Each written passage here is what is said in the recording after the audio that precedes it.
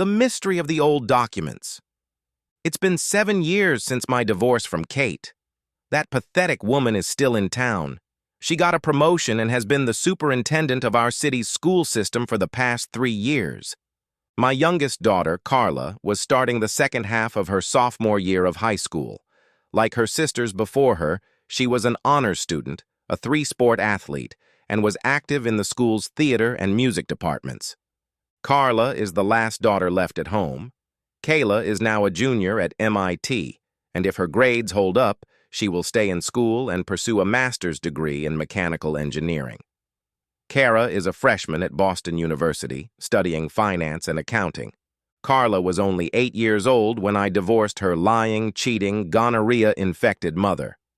While her older sisters knew of their mother's betrayal and shunned her for the most part, Carla didn't understand the full implications of Kate's act. As a result, she had dinner with her mother 1 or 2 days a week and often stayed overnight at Kate's house on weekends. I was in my office on the second floor of an old converted barn I had inherited from my grandfather. I looked down at myself in disgust as I reviewed the New Year's resolutions I had made just a month ago. 1. Lose 15 pounds. I had gained 1. 2. Exercise for 45 minutes a day. I missed 7 days. 3. Give up snacking after dinner. Hell, I averaged 2 snacks and a beer every night. 4. Make love twice a week. I averaged 1 date a week. 5. Write 1 short story a month. It was early February, and I still hadn't written a story. 6. Clean out old folders from my file cabinets. Over the past quarter century, my personal and professional life has accumulated enough papers to completely fill 23 4-drawer file cabinets. I have rarely looked in those file cabinets. For the past 5 years, almost all of my files have been stored on my computer and in the cloud. I considered calling an industrial shredder into the barn and unloading the contents of each cabinet drawer into it, but I knew there were irreplaceable treasures hidden among the junk. I committed to cleaning out 1 drawer a day, but never followed through. I tossed the list of solutions on the desk, rose from my chair with a grunt, and headed for the file cabinet. I pulled the oldest drawer completely out of the cabinet and set it on the folding table. Pulling a large trash can over to the table, I began combing through each folder. Admittedly, the project was much more interesting than I had anticipated. I found records of the first house I rented out when, as a second grader, I worked for my grandfather. I came across a folder filled with United States government bonds that my daughter's grandparents had bought for them early in their lives. The file cabinet held old photographs, early school projects and report cards, original birth and baptismal certificates. On the 4th day of the project, my life went downhill. I found documentation of my ex-wife's hospital stay when she gave birth to Carla. I smiled as I looked at the cost listed on the paperwork compared to today's prices. And then I saw this. Kate, my ex, had a blood type of 1+ on the paperwork. That was impossible. I, too, had blood type 1, as did my 2 older daughters. Carla, my youngest, had the much rarer type 4. Over the next few hours, I found 6 separate folders of old medical records that confirmed our blood types. There could be no mistake. Carla was not my biological daughter. After countless hours and several detailed plans to kidnap, torture, and send my ex-wife to an African brothel in the bowels of the cargo ship while the crew continually subjected her to her satisfaction, I had an epiphany. I realized there was nothing I could do that would jeopardize the 2 precious years I had left with Carla before she left home for college. It took over a week before I decided to keep this grotesque family secret under wraps for the time being. I was certain that my ex didn't know that I was not Carla's father. If she knew, she would have fought for custody and likely gotten all 3 girls. At least I was grateful to be allowed to raise my daughters. The only active action I took was to quietly take an official DNA test. The test confirmed what I already knew. Almost exactly 2 years later, in the week between Christmas and New Year's Eve, I was sitting at the dinner table with my 3 daughters. As always, it was a joy to be surrounded by their banter, laughter, and jokes. I had been preparing all day, and when our meal was finished and the conversation was quiet, I looked at Kayla and Kara and said, "I need to talk to Carla. Will you clean up after your dishes?" Both girls agreed and started teasing their sister that she was in trouble and would be grounded for the rest of Christmas vacation. I said to Carla, "Why don't you come to my office? I want to talk to your sisters." Carla teased her sister by saying, "Look who's in trouble now." With a smile and a wave of her hand, she walked out the back door and headed for my office above the barn. "What are your plans for tonight?" Kara replied. "We're going to the barn to hang out with an old high school crowd." I nodded and tried to smile for a few seconds, but my emotions started to overwhelm me. "Dad, is everything okay?" Kayla asked. It took me a while to come to my senses. I asked the girls, "Is it okay if you cancel your plans?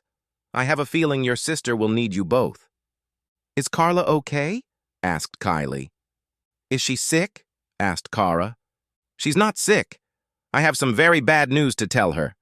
It's actually terrible news. I know she needs your support." "Tell us, Daddy," Kara begged. I considered telling the older girls first, but never decided until Kara asked her question. "Your sister is 18 now. She's an adult. I should tell her first. It won't take long. I'll let you know when I need your help." I left the table and the worried girls and headed across the backyard to my office. Carla was sitting on the couch at the other end of the room from my desk. Instead of sitting next to her, I sat on the coffee table across from her. We sat knee to knee. I asked, "Do you remember when I was putting away old papers in the back file cabinet?" Carla nodded and answered, "Yes, that was several years ago. I was very careful and went through every folder and every drawer. I knew there were important family treasures among the useless papers." Carla continued to nod understandingly. "I found something in the papers that I need to talk to you about. It's very important. This information made me feel physically sick. I am still devastated. I usually try to shield you from this kind of trauma, but you vitally need to know, especially before you leave for college. I want to tell you now while your sisters are home and can support you. I also want you to get comfortable with this information before you leave for college." "Dad, I'm scared." "Don't be. We'll figure this out as a family." I handed Carla the folder I'd brought from the kitchen. When she opened it, I said, "These are medical records from the time your mom was in the hospital when you were born." "Okay." Carla was looking through the pages in the folder when she reached a page with a big red circle on it. She read the information in the circle and said, "I didn't know my mom had type 1 blood." Carla is a smart girl and she enjoys all areas of science. I could see the wheels of her brain working. She flipped through the few remaining pages in the folder. There were no additional highlighted areas. Carla took a minute to digest the information in the packet and then raised questioning eyes at me. She sobbed and reached for me, and I jumped onto the couch next to her. I hugged her as she started to cry. "Daddy, what is your blood type?" When I answered, 1, Carla howled like a wounded animal. She clung to me as hard as she could and sobbed, "You're my only daddy, and you are my baby girl." We hugged each other for a very long time. Every few minutes I heard a zing, meaning I had a text message. Pulling back and looking Carla in the eyes, I told her, "Your sisters are writing to me and want to come and be with you. Let me invite them."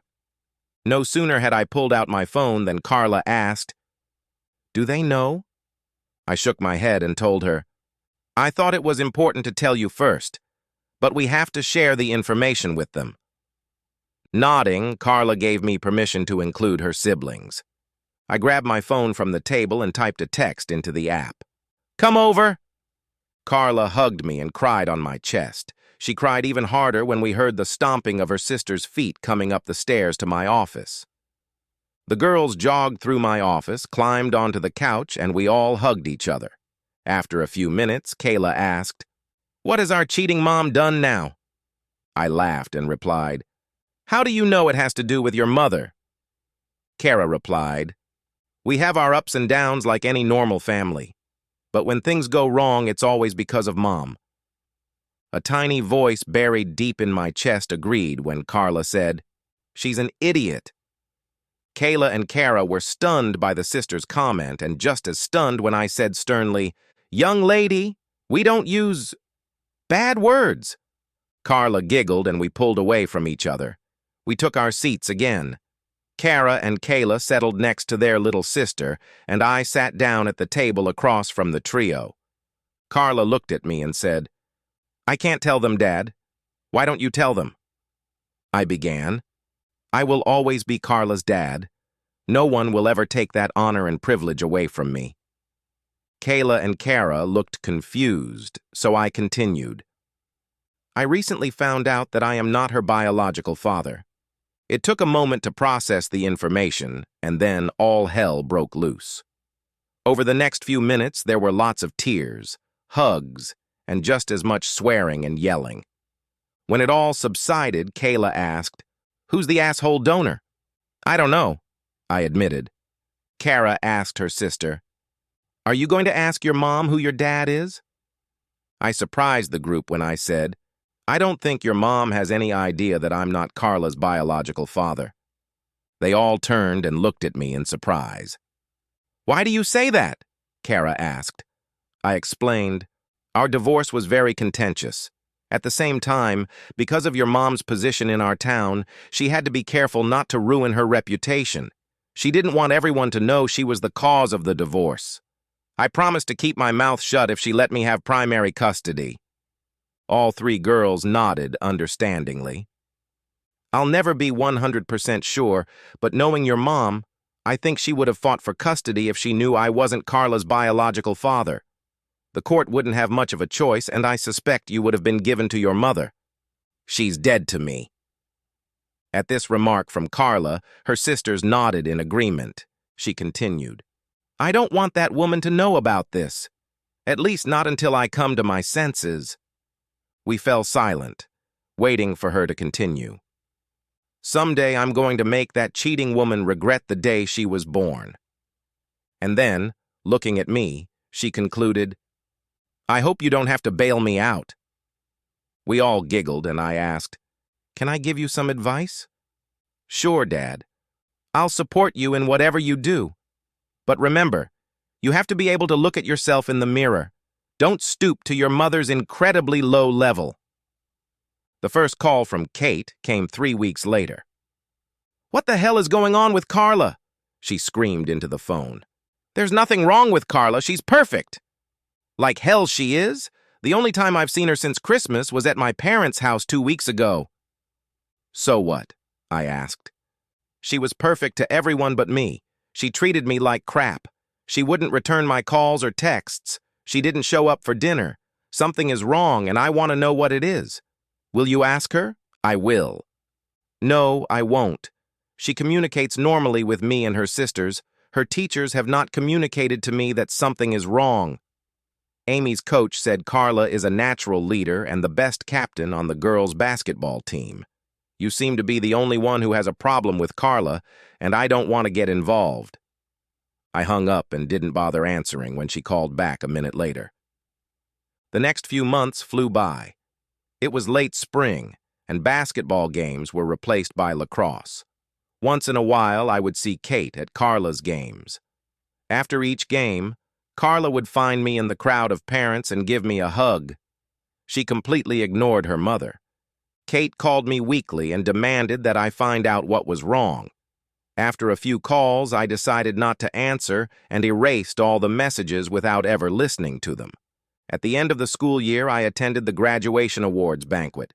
Carla received 3 awards. She was given the chemistry award as the top student and the drama department award.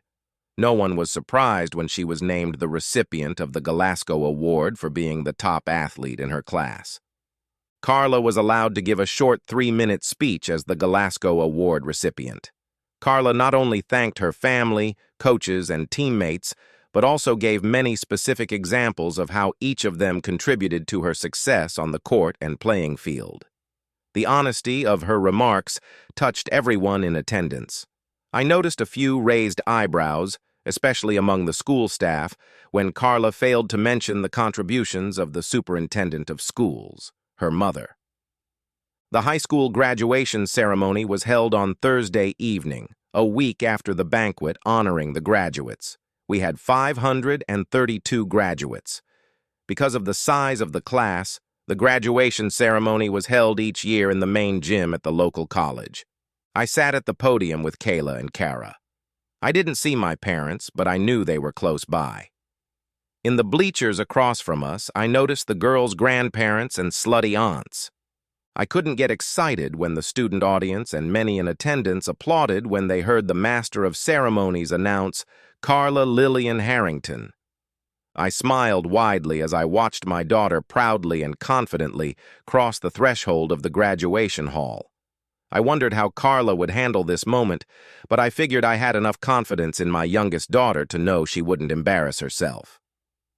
You see, the superintendent of the school, her mother, was the first person Carla would meet in line to receive her diploma. Kate proudly held Carla's diploma, waiting for her daughter to walk up and shake her hand. Everyone present was puzzled when Carla stopped 20 feet away from her mother. The moment Kate began to lose her beaming smile, Carla raised two fists in front of her, palms toward the ceiling. She paused briefly and then slowly extended each middle finger. The thousands in attendance gave a friendly sigh, and then there was dead silence. I think Carla's exclamation of, "T Dura, Mom," was heard a half-mile away. Carla turned on her heels and walked back toward the stage exit. As she passed the line of students waiting to get on stage, some of them raised their hand and greeted Carla. Carla returned to her seat as the crowd noise intensified. She sat cross-legged as befitted a lady and folded her hands in her lap. No one could fail to notice her beaming smile from ear to ear. The teacher announcing each graduate's name was an old-timer who had seen it all. Only a few seconds passed before the teacher called the name of the next student, David Michael Haverall, and the graduation ceremony continued. My family and I have lived in the city for over 20 years. Because of my business connections, my position as a former superintendent, and the reputation of all three daughters, we were well known. I suspect many were confused by the Harrington family's reaction to Carla's outburst. I remained calm, but my brain was working frantically. I quickly decided that the fireworks were far from over and tried to determine what Carla might do next. Kayla and Kara sat to my right, giggling and clapping like fools. Thankfully, the graduation ceremony ended without further upheaval. After the ceremony was over, the girls and I headed down the gymnasium hallway to find Carla. As we huddled together, I noticed that two sets of grandparents and the girls' aunts were also standing together, but for some reason they didn't approach us. We only had to wait a few minutes before we saw Carla running across the lobby. She rushed over to me, put her arms around my neck and said, "Oops, I forgot my diploma." She was busy hugging her sisters when Jim Miller, the principal of the school, came up to me. Jim looked at me and said, "Carla is already a senior, so I have no way of punishing her for this behavior. However, I deserve an explanation from Carla. I agree and will insist that she stop by your office next week," I told him and quickly added, "Can I give you some advice?" My request caught Jim off guard, so I continued. "I didn't know Carla was going to disrupt the ceremony, but I know why she did. I assume what we witnessed is the first act in a two-act play. My advice is to stand over there." I pointed to the corner of the hallway about 20 feet away. I finished. "I don't think you want to be in the center of the second act." I looked over Jim's shoulder and saw Kate. She had spotted our group and was walking quickly, as fast as her 4-inch heels would allow, in our direction. I leaned over to her and whispered, "Kate will be here in about 15 seconds. This is going to be awful." Jim looked over his shoulder and saw the same expression on Kate's face that I did. He gave me a curt nod and retreated to the corner. I wondered if Kate had noticed that the closer she got to our group, the quieter the room became. I cast a quick glance at Carla. I didn't know what she had up her sleeve, but I could tell she was ready. As Kate walked past a group of grandparents and aunts, they stopped next to her. Kate stopped at arm's length from Carla and demanded, "What in God's name was that?" Carla's deliberate smirk made her mother's face turn crimson. "I'll answer your question if you let me ask it first." Everyone in the room seemed to be trying to crawl closer to hear what was being said. Kate was too angry to answer, so Carla asked much louder than necessary, "Who is my biological father?" There was dead silence as Kate's face contorted. She gasped. "What?" Carla jumped up and repeated, "My sister wants to know the name of her biological father." Kate pointed at me and almost shouted, "Your biological father is standing over there." I shook my head and said, "No, he shouldn't." Kate's mouth dropped open, and before she could make another sound, Kayla announced to Carla, "In the month you were conceived, she made love to so many men that she doesn't even know your father's name." Kate swung an open palm at her eldest daughter. I saw her coming, but I couldn't do anything to stop her. Out of the blue, Carla's maternal grandfather reached out and squeezed Kate's wrist. "You will never hit my granddaughter," George commanded. George walked over to me and asked, "Are you not Carla's biological father?" I shook my head and said, "No." "How long have you known this?" he asked. "Not long." He pulled away slightly and crouched down to look Carla in the eye. George took a pause to gather his thoughts before he spoke. "If things hadn't worked out the way they did, I wouldn't have 3 perfect granddaughters. You and your sisters are perfect thanks in large part to the man who has his hand on your shoulder, your daddy." Tears flowed down George's cheeks as he continued. "Your grandmother and I, grandparents wish you hadn't been hurt so badly, but know that we love you and are incredibly proud of what a young woman you have become." George leaned over and kissed Carla on the cheek. George kissed Kayla and Kara. Turning to me, he put his arms around me and whispered sadly, "I don't know what I did wrong to deserve 3 cheating girls as daughters." He kissed my cheek and turned to my father. George stood to his full height and squared his shoulders. Looking at my father, he said, "I am sorry that my family has caused your family such pain and heartache. I will be forever ashamed." George took his wife Anne's hand and slowly led her toward the exit. The crowd parted to let the elderly couple through. I was incredibly proud of Carla as she took her sister's hands and called out, "Wait, Grandma and Grandpa, you promised me a holiday dinner."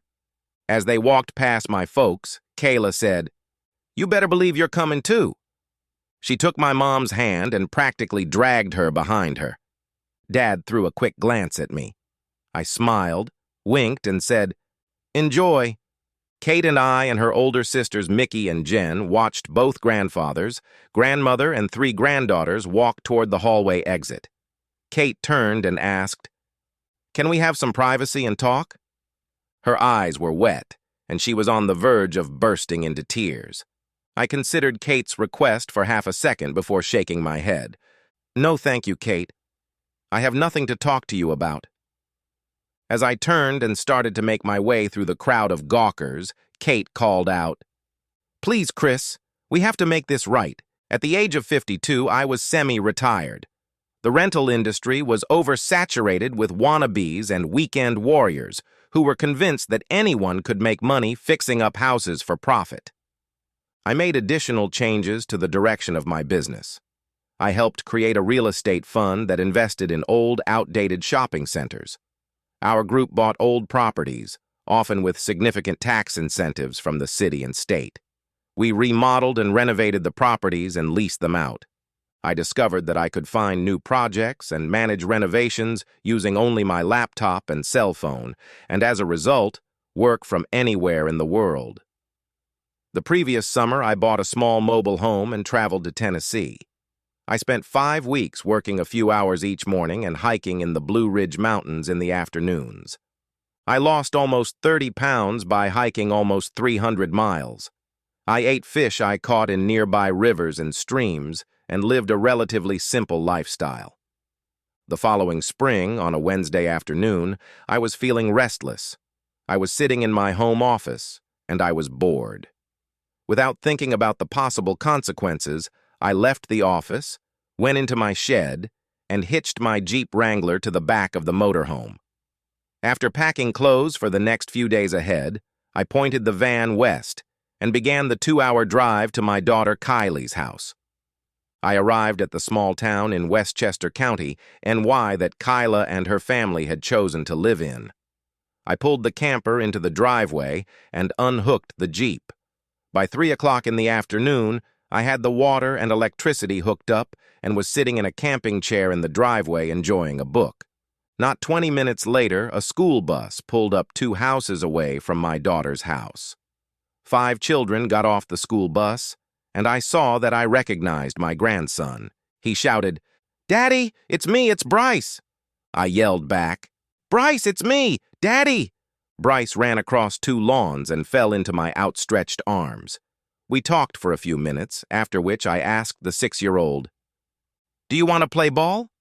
He agreed, ran to the garage, opened the door with the remote access keypad, and pulled out his baseball glove. We were just setting up on the front lawn and making a few throws when a local police car pulled up to the curb in front of the house. A few seconds later, a second police car pulled up from the opposite direction. 2 police officers got out of the first car, and a third got out of the second patrol car. Although I was concerned, I was sure that someone had asked the police to investigate the strange adult playing with Bryce. I crouched down next to Bryce, pointed at the lone cop, and said in a voice loud enough for all the cops to hear, "Bryce, I want you to walk up to that cop and say, 'Hi, I'm Bryce. What can I do for you?'" I pointed to the other 2 cops and said, "I'm going to walk up to these policemen and say, 'Hi, I'm a dad. I'm Bryce's grandfather. What can I do for you?'" You could see the cops relax a little as I slapped Bryce on the butt and he jogged toward the cop. I couldn't hear what Bryce was saying, but I responded in kind when Bryce gave me a thumbs up. I walked over to the other 2 officers. One was a grown woman with sergeant patches on her uniform. The other officer looked too young to be a police officer. As I approached them, I introduced myself. The young officer said, "Your grandson's after-school babysitter is our neighbor. She called us when she saw Bryce playing with you. Apparently, she had never met you and was very concerned when he didn't come to her house." When the officer finished, Bryce and a third police officer joined our group. I asked Bryce, "Where do you usually go when you get off the school bus?" Bryce pointed down the street. There was an elderly woman standing on the steps and looking in our direction. Bryce said, "I'm going to Mrs. Walsh's house. She's going to take care of me until my mom gets home." At that moment, Kayla's SUV screeched to a screeching halt in her driveway. She jumped out of the car. She was anxious, but a look of relief appeared on her face. Kayla told us, "When Pops Harrington comes to town, things always pick up." After Kayla arrived, things quickly became clearer. As she was talking to the young cops, the sergeant asked me, "How do you like your motorhome?" I answered her, "I've only had it for a year. Last summer I explored the Blue Ridge Mountains in Tennessee, and I really enjoyed the vacation. This summer I'm going to head west and hike the Rocky Mountains for a month or so." The sergeant squatted down. "I retire in 2 months and am already thinking about getting lost for a year, exploring all the places I'd like to see." Epilogue. The day was very hot, even at 7,500 feet on Patterson Peak. I was up to my shoulders in the water of a small lake located in the southern Rocky Mountains. Sergeant Lydia Wilson was as naked as I was, her arms wrapped around my neck and her long, athletic legs wrapped tightly around my waist. After the meeting at Kayla's house, Lydia and I got together for drinks a couple nights later. Our excuse was to talk about life in the motorhome, but we spent quite a bit of time sharing stories from our lives. The following weekend, we met up in New York City for dinner and a Broadway show. By the time Lydia officially retired, we were getting together on Friday nights and spending the weekend together. No one was surprised when I traveled to Colorado with Lydia as my co-pilot. The end!